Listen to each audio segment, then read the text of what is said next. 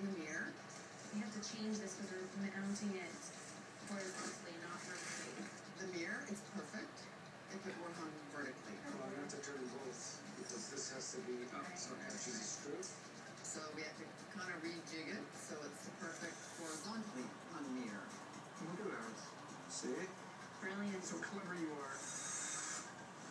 Careful for Candace. So watch your head.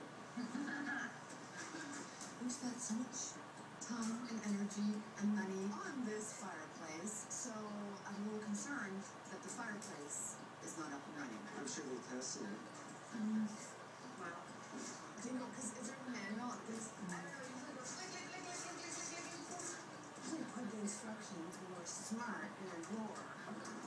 No. Turns out, we called Josh the fireplace guy. It's like everything in this modern world needs a remote control. Who would have thunk? Here we go. Besides the fireplace,